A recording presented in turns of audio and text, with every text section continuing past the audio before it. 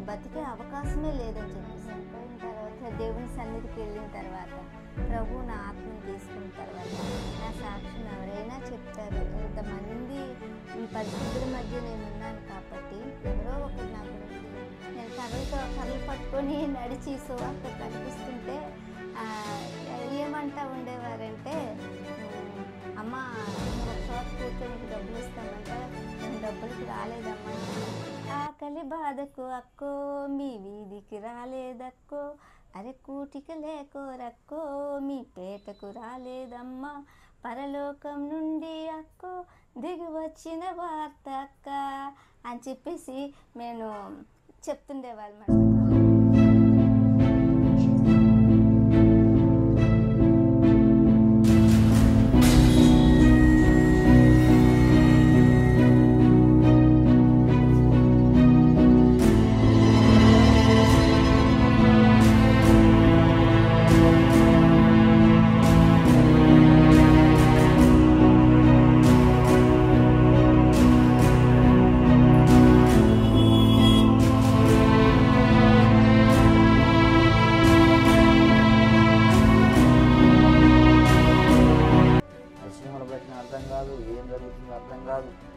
అయినా కానీ ఈ శరీరాన్ని బట్టి ఎలీషా ఏలి అనే యూట్యూబ్ ఛానల్ని మీరు దాన్ని దర్శిస్తే మీకు అందులో పాటలు ఉంటాయి. మీరు సబ్స్క్రైబ్ చేయడం వల్ల పోయే నష్టం ఏమీ లేదు. స్తోత్రం చెప్పండి గట్టిగా. కాకపోతే మీకు అప్డేట్స్ వస్తూ ఉంటాయి అప్పటికి.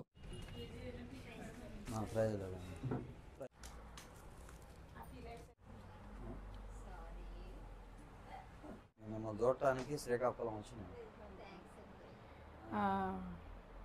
మీరు ఖమ్మం జిల్లా నుంచి ఇంత దూరం శ్రీకాకుళం రావడం నిజంగా చాలా సంతోషము.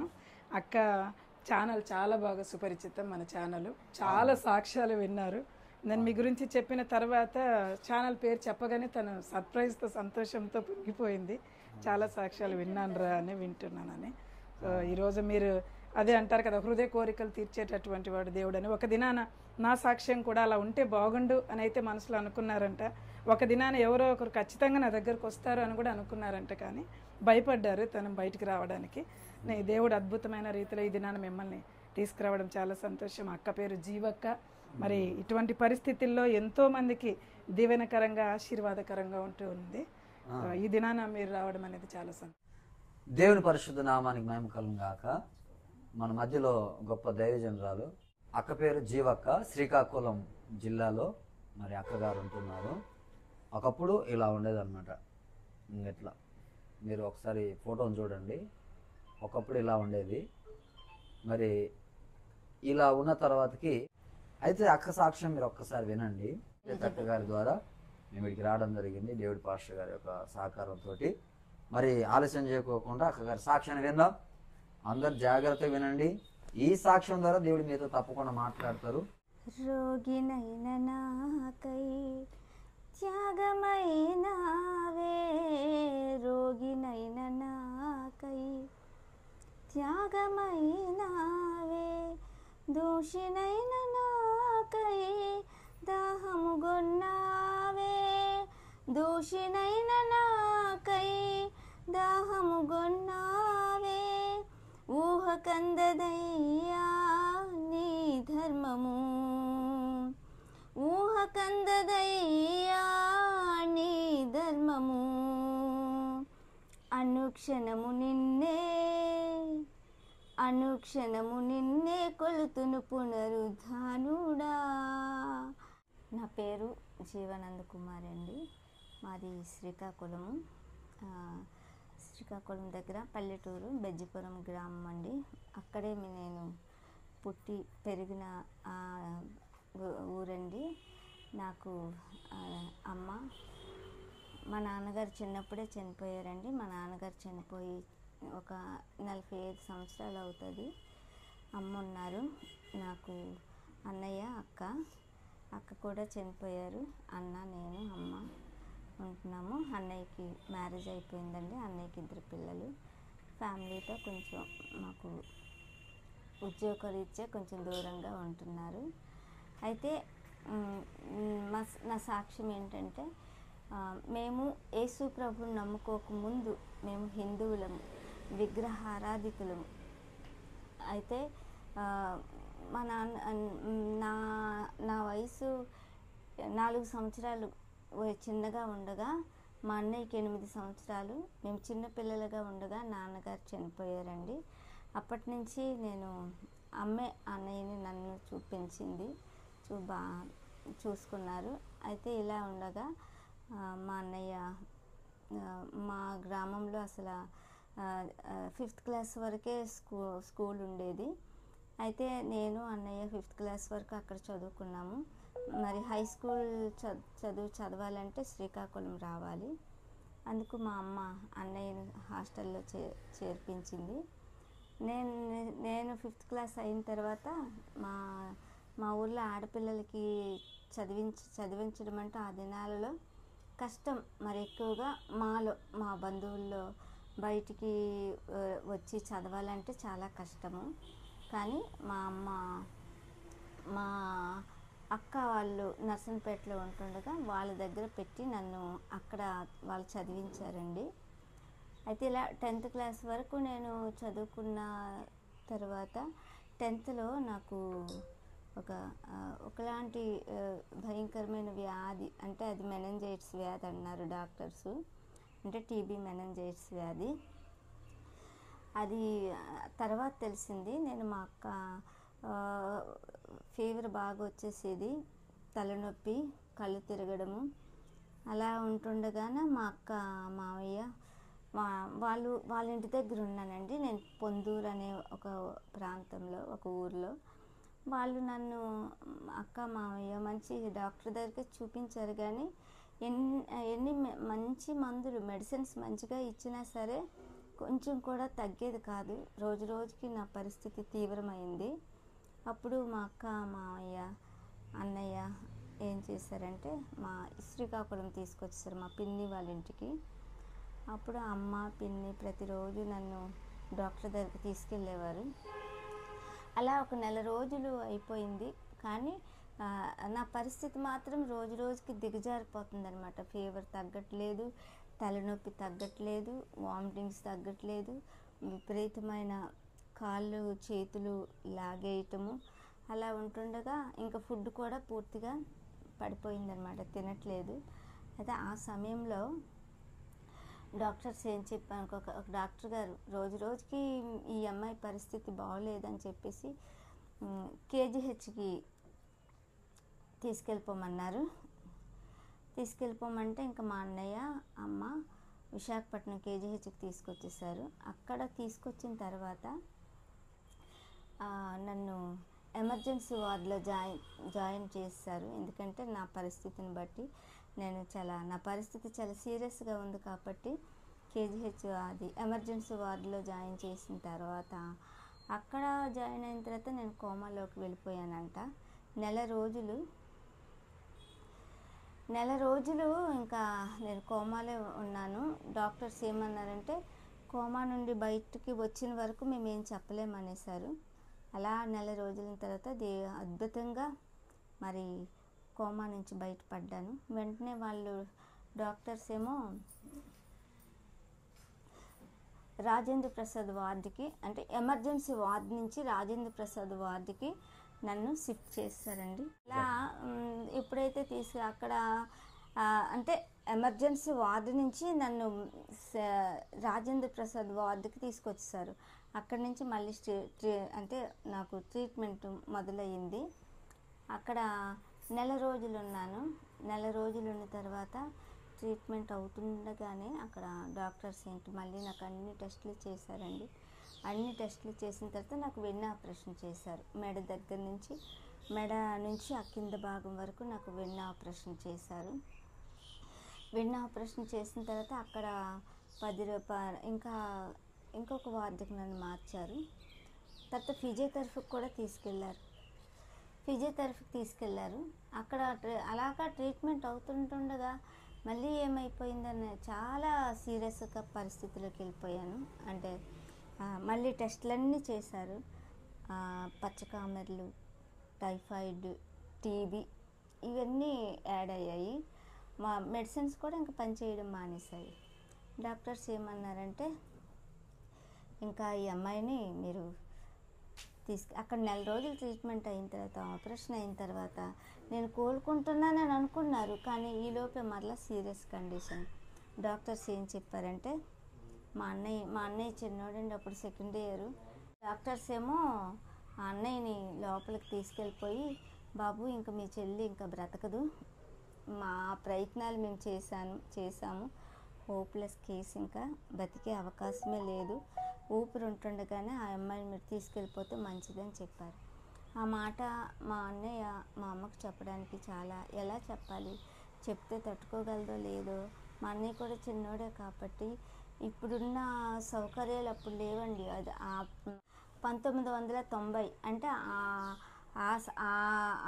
ఆ రోజులలో మరి బస్సు ఆటో సౌకర్యం కానీ, ఫోన్ సౌకర్యాలు కానీ, లేకపోతే కారులో ఒక ఊరు నుంచి ఒక ఊరికి తీసుకెళ్ళడం కానీ చాలా కష్టం. అలాంటి సమయంలో మా అన్నయ్య మా బంధువుల ఇంటికి అక్కడ ఈనాడు దగ్గర అక్క మావయ్య వాళ్ళు ఉన్నారండి, అక్కడికి వెళ్ళిపోయి అక్కకి చెప్పాడు, అక్క చెల్లి పరిస్థితి ఇది, డాక్టర్స్ ఏమో తీసుకెళ్ళిపోమంటున్నారు ఊపిరి ఉంటుండగానే, మరి ఒకవేళ చనిపోతే ఇక్కడ బస్సు సౌకర్యాలు కానీ కారు కానీ దొరకదు, మీరు దయచేసి తీసుకెళ్ళిపోండి అని చెప్పడంతో మా అక్క మావయ్య కేజీహెచ్కి వచ్చి నన్ను మా ఊరు తీసుకొచ్చేసారండి. తీసుకొచ్చిన తర్వాత మరి వాళ్ళు ఆపరేషను, నాకు వెన్న ఆపరేషన్ అయిందని చెప్పాను కదండి, ఆ కుట్లు ఎప్పలేదు, ముక్కులో రైలు చూపు పెట్టారు, చూపు ద్వారా నాకు ఆహారం పంపించేవారు, అంటే గంజి, వాటరు, బార్లీ, అది తీయలేదు. అలాగా తీసుకొచ్చి మా ఊర్లో వేసేసారు. అయితే అలా ఉంటుండగా ఇంకా చిన్నపిల్లని కదా నేను, అప్పటికి 15 సంవత్సరాలు, 16. ఇంకా మా ఊరోళ్ళందరూ, మా బంధువులు అందరూ నన్ను చూడడానికి వస్తుండేవారు. అయితే ఒక్క ఆమె మాత్రము యేసు ప్రభుని నమ్ముకున్నారండి. ఆమెకి చాలా ప్రభునందు చాలా విశ్వాసము. అయితే అప్పటికి అమ్మ దాసురాలు, ప్రభుని నమ్ముకోలేదు, నేను కూడా నమ్మలేదండి. ఆవిడ మాత్రము ఉదయము సాయంత్రము బైబిల్ పట్టుకొని వచ్చి చక్కగా దేవుని వాక్యం, ఆమె తెలిసినంత వరకు దేవుని వాక్యం చదివి, దేవుని వాక్యం చెప్పి, ఆ బైబిల్ నా తల దగ్గరే ఉంచి, బైబిల్ నా తల దగ్గరే ఉంచి, అమ్మ నువ్వు చక్కగా ప్రభువుని ప్రార్థన చేసుకో, నీకేమొద్దు, యేసు రక్తం జయని చెప్పు చాలు, యేసు రక్తం జయమని చెప్పు, దేవా నేను పాపాత్మురాలిని, నన్ను క్షమించు అని ఒక్క మాట చెప్పమ్మా అని చెప్పారు. ఇంకొక విషయం, నేను ఒక మాట చెప్పడం మర్చిపోయానండి. నేను కేజీహెచ్లో ఉండగానే ఒక డాక్టర్ అమ్మ గారు నా దగ్గరకు వచ్చి సువార్త చెప్పారు. నా పేరు అడిగారు, ఏ ఊరు నీదని అడిగారు, నా పేరు అడిగారు. పేరు అడిగినప్పుడు చెప్పాను, నా పేరు గోవిందమ్మ అండి అని చెప్పాను. నువ్వు ఎప్పుడైనా యేసయ్య గురించి విన్నావా అనేసి అంటే, పేరు విన్నానండి నేను అని చెప్పాను. అయితే ఆ డాక్టర్ అమ్మ గారు ఒక్క మాట చెప్పారు, అమ్మ మళ్ళీ నీకు నేను కలుస్తానో లేదో నాకు తెలీదు, నువ్వు మాత్రము యేసు ప్రభుని నమ్ముకో, యేసు ప్రభుని నమ్ముకో, నీ పాపాలన్నీ ఒప్పుకో, యేసు ప్రభువా నేను పాపాత్మురాల్ని, నా పాపములను క్షమించయ్యా అని చెప్పి మరి ఆమె సువార్త చెప్పి నా తల నిమిరి, ఒకవేళ నువ్వు చనిపోతే యేసయ్య దగ్గరికే వెళ్తావు అని చెప్పి ఎంతో ప్రేమగా ఆమె సువార్త అందించిందండి. ఇది 1990లో ఆ మేడం గారు నాకు చెప్పిన మాటలు చెప్పారు. కానీ అప్పుడు నేను వినలేదు, అంటే విన్నట్లు అప్పుడు నా పరిస్థితి బాగలేదు. ఆ తర్వాత ఇగో మా ఊరు తీసుకొచ్చి నన్ను మంచం మీద పడేసిన తర్వాత ఈవిడ సువార్త చెప్పింది. ప్రతిరోజు ఉదయం బాధ్యతగా భారంతో వచ్చి సువార్త చెప్పేదనమాట. చెప్పి నీకేం కాదమ్మా, నువ్వు బ్రతుకుతావు, దేవుడు నేను బతికిస్తాడు, చనిపోయిన వారిని బ్రతికించాడు ఆయన, నడవలేని వారిని నడిపించాడు, నేను నమ్ముకున్న దేవుడు గొప్ప దేవుడు, నువ్వు యేసు ప్రభువుని నమ్ముకో అని బహుబలముగా చెప్పేదనమాట ఆ సహోదరి వాక్యం. అయితే అలా వాక్యం ఆమె చెప్తుండగా ఈలోపు మా మామయ్య అక్క వచ్చారండి. అయితే అన్నయ్యతో చెప్పారు. మా అన్నయ్య పేరు రమణ. అయితే బాబు ఇక్కడ చెల్లిని ఇక్కడ ఉంచే కంటే ఇక్కడైతే వైద్య సహాయం ఏమీ అందదు, అలాగ మంచం మీద ఉండడం, పైగా నాకు కుట్లిప్పలేదు, చూపు తీయలేదు, మరి గవర్నమెంట్ హాస్పిటల్లో జాయిన్ చేసేద్దామని చెప్పేసి అక్కడికి నన్ను తీసుకొని వెళ్ళి డాక్టర్స్తో మాట్లాడితే వాళ్ళు నా కేసెట్ చూశారు. నా కేసెట్ చూసి వాళ్ళు చాలా భయపడిపోయారనమాట. అదేంటి ఇక్కడ ఇలాంటి కేసుల్ని మేము ఈ సీరియస్ కండిషన్లో ఉన్న కేసుల్ని మేము విశాఖపట్నం పంపిస్తాము, ఇక్కడికి మీరు తీసుకొచ్చారు, మేమేం చేయగలము అని చెప్పేసి అంటే మా మావయ్య అన్నారు, మీరేం కాదండి, వెన్నుపూస ఆపరేషన్ అయింది, దాన్ని కుట్లిప్పేయండి, ఈ ముక్కుకున్న చూపు కూడా మీరు తీసేయండి అని చెప్పారు. అయితే అక్కడ అలా 15 రోజులు ఉంచిన తర్వాత వాళ్ళు కూడా డిశ్చార్జ్ ఇచ్చేసారనమాట. అక్కడ దేవుడు చేసిన అద్భుతం ఏమంటే మా పిన్ని శ్రీకాకుళంలోనే ఉండేదండి. మా పిన్ని మరి అమ్మతో మాట్లాడి, మీరు మన ఊరు తీసుకెళ్ళొద్దు, బెజ్జిపురం గ్రామం తీసుకొని వెళ్ళొద్దు, వైద్య సౌకర్యం మన శ్రీకాకుళంలో తనకు అందుబాటులో ఉంటుంది కాబట్టి మీరు అమ్మాయిని నాతో తీసుకెళ్ళిపోతాను అనేటప్పుడు అన్నయ్య అమ్మ మేమందరం పిన్ని వాళ్ళ ఇంటికి వచ్చేసామండి. అయితే అక్కడ ఆ వీధిలో అందరికీ నేను తెలుసు, ఎందుకంటే నేను నడిచినప్పుడు వాళ్ళందరూ చూశారు. ఇప్పుడు ఇలాంటి నడవలేని స్థితికి వచ్చినప్పుడు వాళ్ళందరికీ చాలా బాధ అనిపించింది. అప్పుడు ఏమైందంటే అక్కడ ఒక అక్క ఉండేదండి, తన పేరు లక్ష్మి. ఆ అక్కేమో యేసు ప్రభుని నమ్ముకున్న ఒక అన్న తనకు తెలుసు, ప్రకాష్. అన్న దగ్గరికి వెళ్ళి, ప్రకాష్ అసలు గోవిందమ్మ మా మధ్య ఎంత చక్కగా తిరిగేది, ఇప్పుడు ఇలాంటి పరిస్థితి అయిపోయింది, నువ్వు వచ్చి ప్రార్థన చెయ్యి, ప్రతిరోజు వచ్చి ప్రార్థన చెయ్యి అని అడిగిందంట.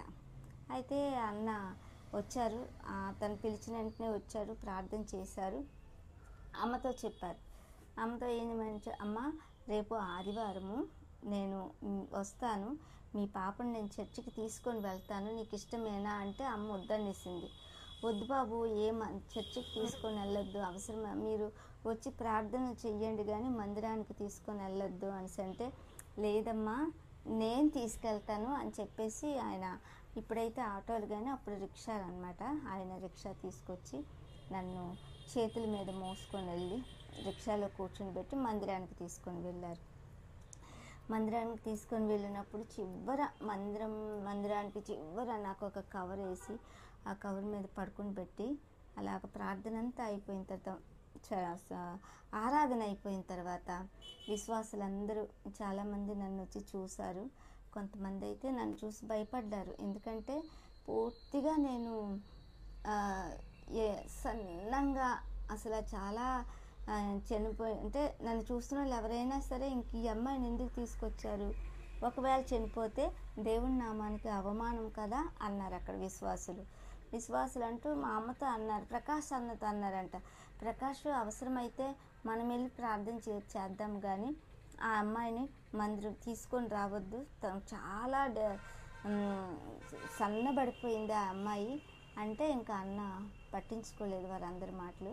మా పాస్టర్ గారు మాత్రం వచ్చి ప్రార్థన చేసి తల మీద నూనె రాశారు, ఆయన అమ్మ మరలా రిక్షాలో తీసుకొచ్చారు. అలాగా అన్న 3 వారాలు నన్ను మందిరానికి తీసుకెళ్ళారండి. ఈ 3 వారాల్లో అసలు జరిగిన అద్భుతం ఏంటంటే, డాక్టర్స్ అయితే చనిపోతానని చెప్పేశారు, ఇంకా బతకదు అని చెప్పేశారు, బ్రతికే అవకాశం లేదని చెప్పారు. ఇదంతా డాక్టర్స్ చెప్పే మాటలండి. అప్పుడు డాక్టర్స్ పేర్లు ఏంటంటే బాబ్జీ శ్యామ్ కుమార్ గారు, కేజీహెచ్ డాక్టర్ గారు, సుబ్రహ్మణ్యం డాక్టర్ గారు, అప్పారావు డాక్టర్ గారు, వాళ్ళ పేర్లు నాకు గుర్తున్నాయి. వాళ్ళు అప్పటికి వాళ్ళు పెద్ద డాక్టర్స్ అనమాట, న్యూరాలజిస్టులు, తర్వాత ఎముకల స్పెషలిస్టులు. వాళ్ళు చెప్పారు ఈ అమ్మాయి చనిపోద్దని. కానీ దేవుడు జగత్తు పునాది వేయబడక మునిపే దేవుడు నన్ను అంటే ఎన్నుకొని ఏర్పరచుకొని ఆయన నన్ను నా జీవితంలో అద్భుతం చేయడము మొదలెట్టాడండి. అలాగా 3 వారాలు నన్ను మందిరానికి తీసుకొని వెళ్ళిన తర్వాత ఎంతో అద్భుతంగా నేను రోజుకి అంటే స్వస్థత పొందుకుంటున్నాను, బలం పొందుకుంటున్నాను.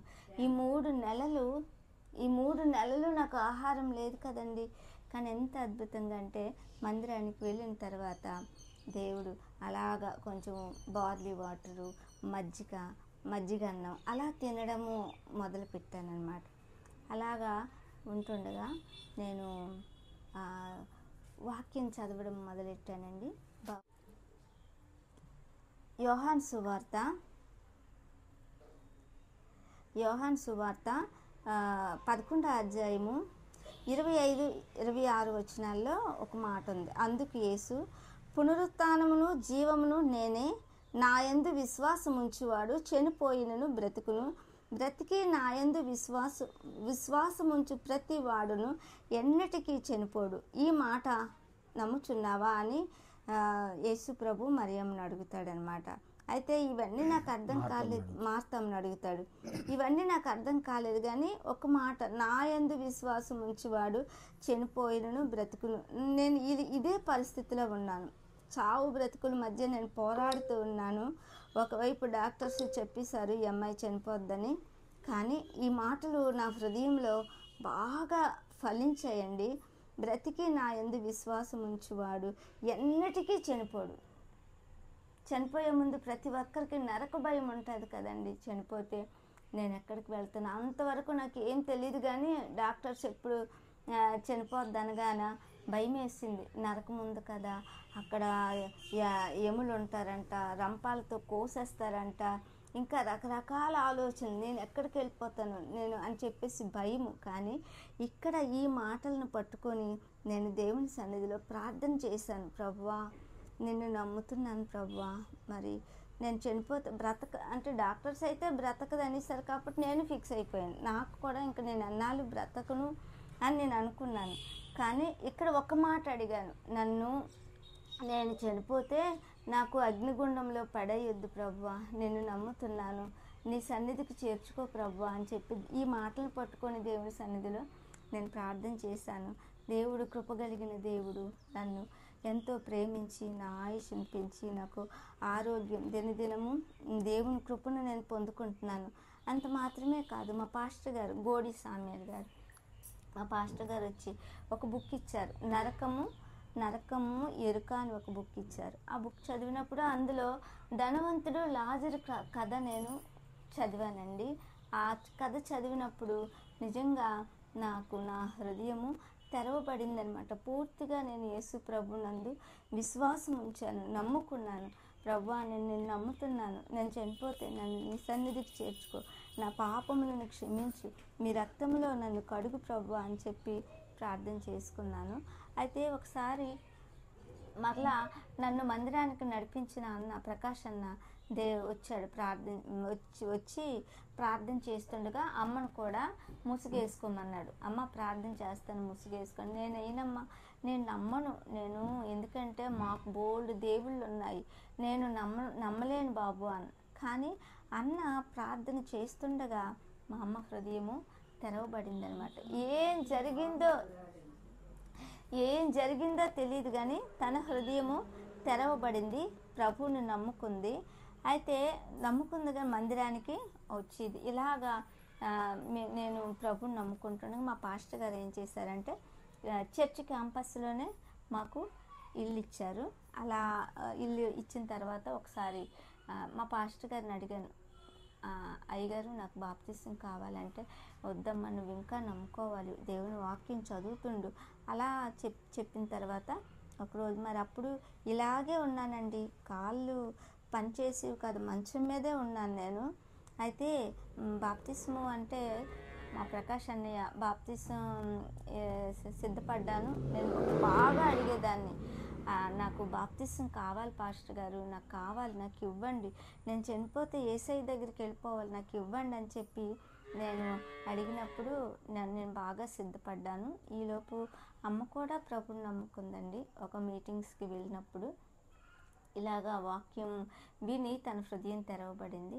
బాప్తిసం ఇచ్చినప్పుడు మా ప్రకాష్ అన్న నన్ను ఒక పసిపిల్లని మోసుకెళ్ళినట్లే 2 చేతులతో మోసుకొని వెళ్ళి మా పాస్టర్ గారి చేతిలో పెట్టినప్పుడు ఆ విధంగా బాప్తిసం తీసుకున్నాను. బాప్తిసం తీసుకున్న కొన్ని రోజులకి జరిగిన అద్భుతం ఏంటంటే, అలాగా ఒక బాప్తిసం తీసుకున్న నెల రోజులకే నేను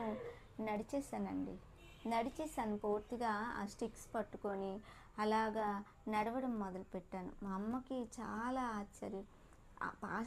అంటే అసలు ఆ సంఘంలో ప్రతి ఒక్కరికి ఆశ్చర్యమే. ఎందుకంటే వాళ్ళు చూసి నన్ను ఈ మందిరానికి తీసుకొని రావద్దన్నారు. అందరూ కాదండి, కొంతమంది భయపడ్డారు నన్ను చూసి. అయ్యో అలాగ తీసుకొస్తే తన ఎముకలు ఏమైపోతాయో, తనకి మళ్ళీ ఆరోగ్యం ఇదైపోద్దేమో కొంతమంది భయపడ్డారు. కొంతమంది మాత్రం నన్ను చూసి ప్రతి ఒక్కరూ ఆశ్చర్యపోయేవారు. దేవునికి స్తోత్రం చెప్పేవారు అనమాట. అమ్మ, నువ్వు చనిపోతావు అనుకున్నాం, దేవుడు నిన్ను బ్రతికించాడు అని చెప్పేసి. అలాగా ఉంటుండగా నా పూర్తిగా స్టిక్స్ పట్టుకొని నడిచిన తర్వాత ఏమైందంటే, అక్కడే మా పాస్టర్ గారు బైబిల్ కాలేజీ పెట్టారండి. బైబిల్ కాలేజీ పెట్టినప్పుడు మరి అక్కడ ఒక సంవత్సరం నేను వాళ్ళ దగ్గర అంటే ఇంట్లో వండుకుంటా అక్కడ వాక్యం నేర్చుకున్నాను. ఆ తర్వాత నేను హైదరాబాద్ ఏపీ బైబిల్ కాలేజీ అక్కడ మియాపూర్ దగ్గర జయప్రకాష్ నగర్ కాలనీలో ఉందండి. అక్కడికి నేను లెటర్ రాశాను. అయితే లెటర్ రాసిన వెంటనే వాళ్ళు పిలుపునిచ్చారు, రమ్మని బైబిల్ కాలేజీకి రమ్మన్నారు. అక్కడ 3 సంవత్సరాలు బైబిల్ ట్రైనింగ్ అయిన తర్వాత నేను మా పాస్టర్ గారు పరిచర్య అప్పచెప్పారు. సండే స్కూల్ పరిచర్య, యవ్వనస్తుల మధ్య పరిచర్య. అలాగే మా శ్రీకాకుళంలో యాతపేట అని ఒక గ్రామం ఉందండి. ఆ గ్రామానికి అక్కడ ఆ పరిచర్య నాకు అప్పచెప్పారు. వారం వారం అక్కడికి వెళ్ళి వాక్యం చెప్పాలని, వీలైనప్పుడు అక్కడ సువార్త ప్రకటించాలని. అలా ఉంటుండగా అలా 10 సంవత్సరాలు నేను నడిచానండి.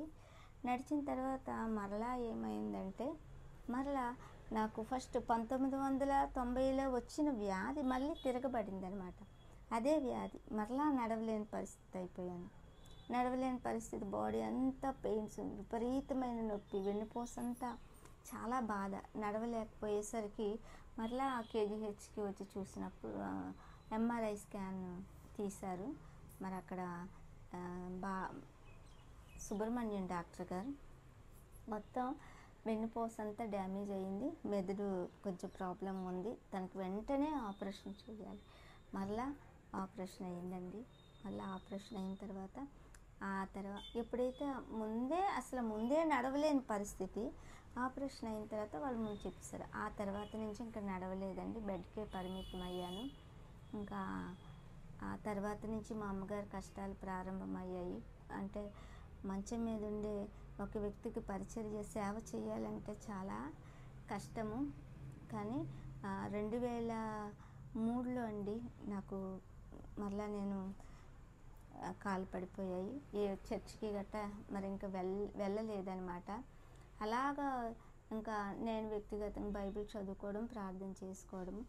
ఇంకా అప్పుడప్పుడు మా పాస్టర్స్కు అలాగొచ్చి దైవ సేవకులు వచ్చి ప్రార్థన చేసి వెళ్తుండేవారు. కానీ దేవుడు అద్భుతంగా నా దగ్గరికి దేవుడు తన పిల్లల్ని పంపించడం మొదలెట్టాడండి. ఇక్కడ క్రిస్టియన్ అమ్మగారు ఇక్కడ ఆర్ట్స్ కాలేజీలో లెక్చరర్గా పనిచేశారు. అమ్మ ప్రతి వారము వచ్చి దేవుని వాక్యము చెప్తుండేవారు. అలా చెప్తున్న సమయంలో అలాగా ఆవిడ రావడమే కాదు కానీ మరి ఇంకో తమ్ముడు జాషువా బ్రదరు, రమణ బ్రదర్, కృప, ఇలాగా శాంసన్ బ్రదర్, అలా ప్రతి వారం కూడా వచ్చి, నేను ఆదివారం మందిరానికి వెళ్ళలేని పరిస్థితి అనమాట. ఇప్పుడైతే వీల్ చైర్ ఉంది, అప్పుడైతే వీల్ చైర్ లేదండి. బయటకు వెళ్ళాలన్నా సరే చేతుల మీద మూసుకొని వెళ్ళాలా. కానీ 2010 నుంచి ఈ కరోనా వచ్చింది. అప్పటి వరకు కూడా మా ఇంట్లోన కొంతమంది పరిశుద్ధులు దేవుని పిల్లలు వచ్చి ప్రతి ఆదివారము దేవుని వాక్యము అందిస్తూ ఉండేవారు. అలాగా ఒకరినొకరము బలపరుచుకుంటూ ఆదరించుకుంటూ వాక్యం చేత నేను చాలా బలపరచబడ్డాను. ఒక బ్రదర్ అయితే దేవుని యేసుక్రీస్తు రక్తమును గురించి, దేవుని నీతిని గురించి, దేవుని పరిశుద్ధత గురించి, దేవుని రాజ్యమును గురించి చాలా వివరంగా విపులంగా గంటలు గంటలు వాక్యాన్ని అందిస్తూ ఉండేవారనమాట. నిజంగా చాలా విషయాలు నాకు వినడం కంటే నేర్చుకోవడం నాకు నేనుగా చదువుకునే కంటే నేను వినడానికి ఇష్టపడతాను. దాని ద్వారా ఎక్కువ నేర్చుకుంటానండి. ఇలాగా కరోనా వరకు కూడా మరి ఎప్పుడైతే మరి ఆ కరోనా టైంలో మరి ఇది చిన్న గది మీరు చూసారు కదండి, ఎక్కువ మంది కూర్చోడానికి అవ్వదు, దూరం దూరం కూర్చోడానికి అవ్వదు. ఆ తర్వాత నుంచి దేవుడు జూమ్ అనే ఒక ఆ యొక్క ద్వారాన్ని తెరిచాడు. అలాగా ఆ విధంగా వాక్యం వినడానికి దేవుడు సహాయం చేస్తున్నాడండి. ఈ వీల్ చైర్ విషయం చూసారు కదండి, ఇది కూడా బయటికి వెళ్ళాలన్నా నాకు నేను బయటికి వెళ్ళి నా అంతటి నేను పనులు చేసుకోవడానికి దేవుడు ఎంత అద్భుతం అంటే, ఒక బ్రదరుకి దేవుడే ప్రేరణ ఇచ్చాడండి. మరి ఆ వీల్ చైరు, ఇది బ్యాటరీ వీల్ చైర్ అండి, దాని అంతటా అది ఇంతకుముందు అయితే తోసుకుంటూ వెళ్ళాల్సి వచ్చేది. ఇప్పుడైతే బ్యాటరీ వీల్ చైర్ దానంతట అదే మూవ్ అవుతుంది. ఈ విషయంలో కూడా దేవుడు ఎంతో కృప చూపించాడు. ఆ బ్రదర్ని దేవుడు దీవించును కాక. అయితే ఈ జూములు ఇలాగా కరోనా తర్వాత మందిరానికి వెళ్ళలేదు. తర్వాత మా ఇంట్లో కూడా ఒక పరిశుద్ధులు రాలేదు. మా కోసం ఎక్కువ ఆలోచించారనమాట. మనందరం వెళితే ఇద్దరు సిక్ అయిపోవడానికి అవకాశం ఉంటుందని చెప్పి ఇంకా ఆగిపోయారు. ఆ తర్వాత జూముల ద్వారా మరి దేవుడు నాకు వాక్యం వినడానికి, అలాగే నేను సాక్ష్యం చెప్పడానికి, వాక్యం పంచుకోవడానికి దేవుడు నాకు సహాయము చేశాడండి. మీరు అన్నట్లు నేను గొప్ప సేవకురాలను కాదు, కానీ దేవుని యొక్క దీన సేవకురాలుగా నేను మరి ఆయన బిడ్డగా నేను జీవించడానికి నేను ఇష్టపడుతున్నాను. ఇలాగా ఈ సమయంలోన నేను ఎప్పటికప్పుడే నేను సిక్ అయిపోతుంటాను. బెడ్ సోర్స్తో ఒక్కొక్కసారి నాకు స్పర్శ ఉండదు కాబట్టి బెడ్ సోర్స్ బాగా వచ్చేస్తుంటాయి. ఎప్పటికప్పుడు రకరకాల పరిస్థితుల గుండా నడిపిస్తుంటాడు. ఇలాంటి సమయంలో మరి నేనైతే లెక్క చెప్పాలంటే మరి చాలా ఎక్కువ మంది దైవ సేవకులు, పరిశుద్ధులు, ఆత్మీయులు, ఇంకెంతమంది డాక్టర్లు ఇలాగా ప్రతి ఒక్కరి ద్వారా మరి దేవుడే సహాయాన్ని పంపిస్తున్నాడండి. మరి ఈ విషయంలో మరి నేను దేవునికి ఎంతగానో నేను రుణపడి ఉన్నాను. దేవునికి స్తోత్రములు కలుగును గాక.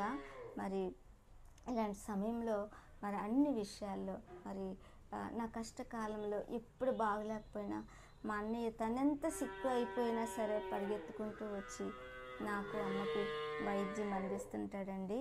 ఇలాగా దేవుడు నేనెంత బలహీనురాలను అయిపోతున్నానో దేవుని చేత అంతగా కృప పొందుకుంటున్నాను. కాబట్టి మరి ఈ విధంగా ఇంకా నేను ఎంతకాలము దేవుడు ఇలా నన్ను నడిపిస్తాడో, ఎంతకాలం జీవింప చేస్తాడో నాకు తెలియదండి. మరి నాకు సాక్ష్యం చెప్పడానికి మరి ఆ ఖమ్మం జిల్లా నుంచి ఇక్కడికి వచ్చి సాక్ష్యం చెప్పడానికంటే ఇది నిజంగా దేవుని యొక్క కృపేనండి. నేను కర్రలు పట్టుకొని నడిచి సువార్త ప్రకటిస్తుంటే ఏమంటా ఉండేవారంటే, అమ్మ నువ్వు ఒక చోట కూర్చొని నీకు డబ్బులు ఇస్తామంటే మేము డబ్బులకు రాలేదమ్మా అంటూ పాటలు పాడావు. ఆకలి బాధకు అక్కో మీ వీధికి రాలేదక్కో, అరే కూటికి లేకోరక్కో మీ పేటకు రాలేదమ్మా, పరలోకం నుండి అక్కో దిగి వచ్చిన వార్త అక్క అని చెప్పేసి నేను చెప్తుండేవాళ్ళం అనమాట. అలాగా చాలా ఊర్లు తిరిగి నేను ఒక్కదాన్నే కాదండి, అమ్మ, నేను, మార్తమ్మ ఆంటీ గారు ఉండేవారు, కరుణమ్మ ఆంటీ గారు ఉండేవారు. ఇలాగా నన్ను సువార్తకి మేము కొన్ని ఊర్లు తిరిగామండి. అలాగే మరి మర్చిపోయిన ఇంకొక విషయం ఏంటంటే, నేను బైబిల్ కాలేజీకి వెళ్ళిన తర్వాత మా సారు డైరెక్టర్ సార్ పీటర్ గారు, గేరా పీటర్ అయ్యగారు నన్ను వికారాబాద్ పంపించారండి. వికారాబాదు హైదరాబాదు దగ్గర రంగారెడ్డి జిల్లా అనుకుంటాను. ఆ వికారాబాదులో తెలుగు ఫ్యామిలీ అక్క వాళ్ళు ఉన్నారండి, సలోమి, ఎలియాజర్ అన్న. వాళ్ళతో కలిసి 1 సంవత్సరం పరిచర్య చేశానండి. అసలు ఆ తెలంగాణ అంటే అక్కడ కూడా 1 సంవత్సరము పరిచర్యలో దేవుడు నన్ను వాడుకున్నాడు. అంటే కర్రలతో ఉంటుండగానే ఇంత పరిచర్య నేను అంటే దేవుని సేవ చేయడానికి, దేవుని మాటలు చెప్పడానికి దేవుడు నాకు కృప చూపించాడండి. నా కొరకు మీరు ప్రార్థన చేయండి. నేను క్రీస్తు రూపంలో మారాలి. స్పర్శ లేదు. ఈ 2 కాళ్ళు స్పర్శ కోల్పోయినాయి డాక్టర్ గారు ఆపరేషన్ చేయడం ద్వారా. అంటే ముందే నాకు ప్రాబ్లం ముందే స్పర్శ కోల్పోయాను. ఆపరేషన్ చేసిన తర్వాత ఇంకా నేను నడవలేను. అంతకుముందు నడిచాను, కర్రలు పట్టుకొని నడిచాను. అయితే మరి ఇక్కడి నుంచి సిఎంసికి కూడా వాళ్ళు పంపించారన్న డాక్టర్స్. సిఎంసి అంటే వెల్లూరు, రాయవెల్లూరు మీకు ఇప్పుడు పంపించారు. వాళ్ళు కూడా చెప్పేశారు ఇంకా నడిచే అవకాశం లేదని. మీకు వచ్చిన వ్యాధికి మీరు బతకరని చెప్పారా? అస్సలు ఇంకా బతికే అవకాశమే లేదని చెప్పేశారు తమ్ముడు. అసలు బతికే ఛాన్సే లేదు. ఎంతకాలము నేను జీవిస్తున్నానంటే అది ప్రార్థన, దేవుని కృప, దేవుని యొక్క కనికరము, పరిశుద్ధులందరూ చేసే ప్రార్థన. మరి ఎందుకంటే నా కోసం చాలా మంది. ఇప్పుడు ఇది వచ్చి ఎంతకాలం అయింది?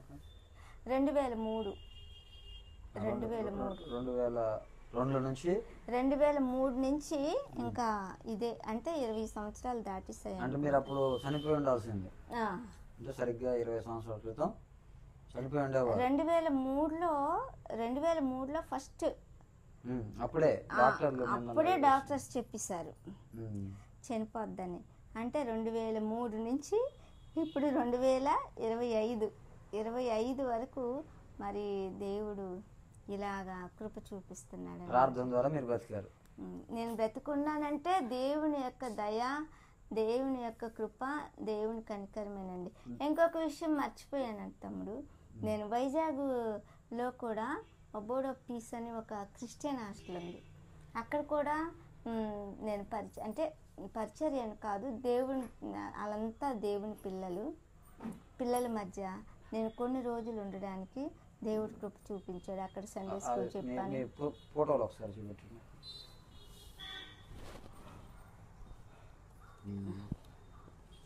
ఇందులో మీరు ఏడున్నారక్క?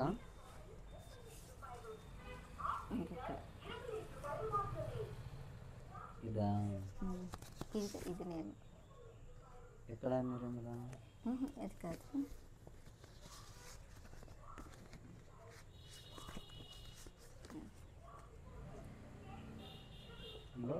ఇలా ఉన్నారు అక్క, స్టార్టింగ్లో ఇలా ఉన్నారు. ఇది ఒక ఫోటో, ఇది ఒక ఫోటో, ఇందులో ఈ ఫోటోలు. మరి డాక్టర్లు చనిపోతారని చెప్పిన మరి ఒక సిస్టర్ గారి యొక్క సువార్త ద్వారా అక్కగారు సజీవంగా బ్రతికి సాక్షిగా నిలబడ్డారు.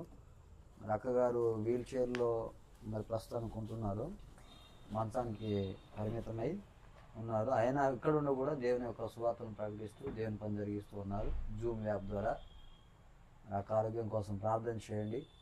ఎక్కడ కూడా నిరీక్షణ కోల్పోకుండా, విశ్వాసాన్ని కోల్పోకుండా, పరలోకము నరకం అనేటువంటి 2 విషయాలు దృష్టిలో పెట్టుకొని దేవుని రాజ్యం కోసం ఎదురు చూస్తూ మరి తన యొక్క జీవితాన్ని ప్రభు సన్నిధికి అంకితం చేస్తూ ఆ రాక కొరకు ఎదురు చూస్తూ తన ఆత్మీయ జీవితాన్ని కొనసాగిస్తున్నారు. మరి కాళ్ళు లేవని ఇక్కడ ఈ కాళ్ళకి చీమలు పట్టి మరి భయంకరంగా ఈ కాళ్ళు చీమలు పట్టి అంతా ఈ స్పర్శ లేదు. ఆ చీమలు పట్టిన అర్థం కాదు, ఏం జరుగుతుందో అర్థం కాదు.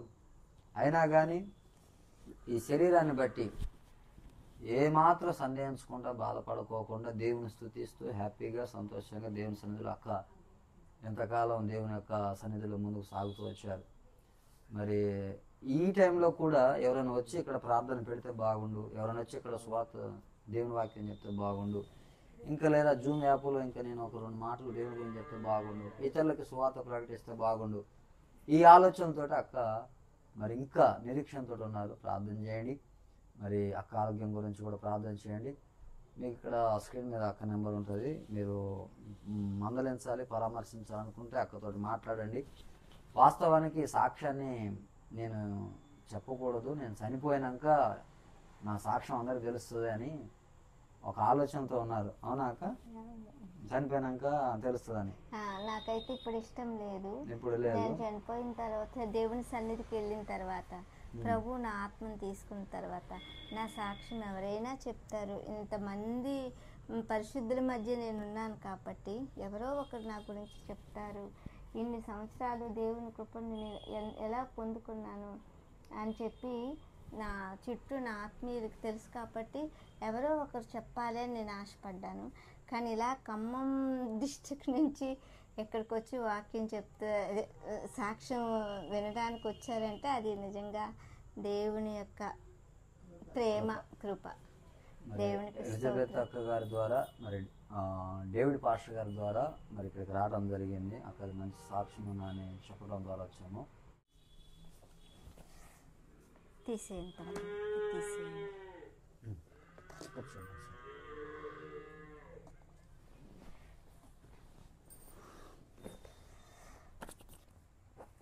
రాజు ఇవి తీయమ్మా, ఇవి తీయ. లేదు నేను ఇక్కడే ఉంది కొంచెం.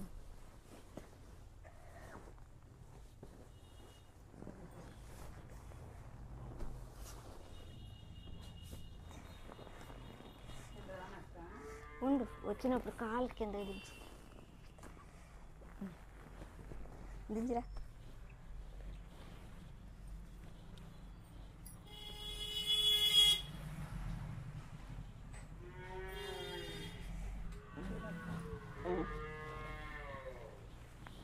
వాక్యం వింటున్నా, నా సాక్ష్యం వింటున్నా ప్రతి ఒక్కరికి నేను చెప్పేది ఏంటంటే యేసు ప్రభు రక్షకుడమ్మా, నిజమైన దేవుడు, లోక రక్షకుడు, పరలోకానికి ఆయనే మార్గం.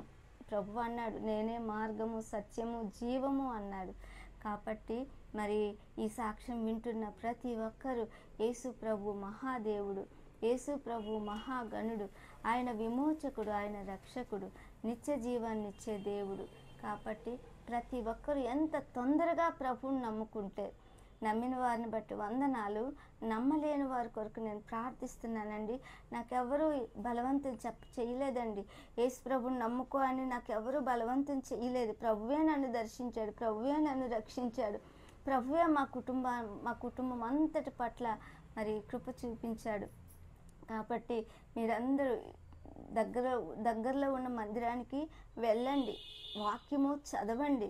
మరి అక్కల ద్వారా, అన్నల ద్వారా, ఎవరి ద్వారా సువార్త విన్నప్పుడు చాలా శ్రద్ధగా ఆలకించండి. వీధుల్లో ఎక్కడ కరపత్రికలు మీరు పంచుతున్నారు, నిర్లక్ష్యంగా వెళ్ళిపోకండి, పత్రికలు చదవండి.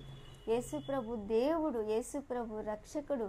ఆయన మన పాపములను క్షమించి మన ఆత్మలను రక్షించి ఆయన మన ఆత్మను ఆయన రక్తంలో కడిగి మనకు జీవం ఇస్తాడండి, మనకు నిత్య జీవం అనుగ్రహిస్తాడు. అంత గొప్ప దేవుడిని నిర్లక్ష్యం చేయొద్దమ్మా. చాలా తొందరగా మీరు ప్రభువుని నమ్ముకోవాలని మీ కొరకు ప్రార్థిస్తున్నాను. దేవుడి మాటలను దీవించును గాక. ఆమేన్. అలా ఉంటుందండి. నా బట్టలు నేనే ఉతుక్కుంటాను. నా 2 చేతులు మరి కింద పెట్టి నా బట్టలు నేనే ఉతుక్కుంటాను. నా తలకు స్నానం కూడా నేను అటువైపు తలపెట్టి పోసుకుంటాను. అదండి. ఎందుకంటే ఇంతకుముందు అమ్మ చేసేది, ఇప్పుడు అమ్మ కూడా 85 సంవత్సరాలు, అమ్మకి ఇంకా చేయలేని పరిస్థితి. ఇప్పుడు మీరిద్దరే ఉన్నారమ్మా? అమ్మ, నేను, అదిగో మాకు ఆ చెల్లి హెల్ప్, తన పేరు రాజీ. చెల్లి సొంతం కాదండి, హెల్ప్ మాకు హెల్ప్ చేస్తుంటుంది. ఓకే.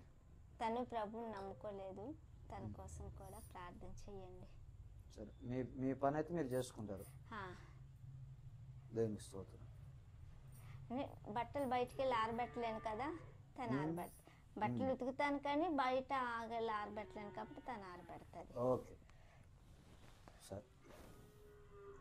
అనుక్షణము నిన్నే కొలుతును పునరుద్ధానుడా, పునరుద్ధానుడా, పరిశుద్ధుడా, పునరుద్ధానుడా, పరిశుద్ధుడా, అనుక్షణము నిన్నే అనుక్షణము నిన్నే కొలుతును పునరుద్ధానుడా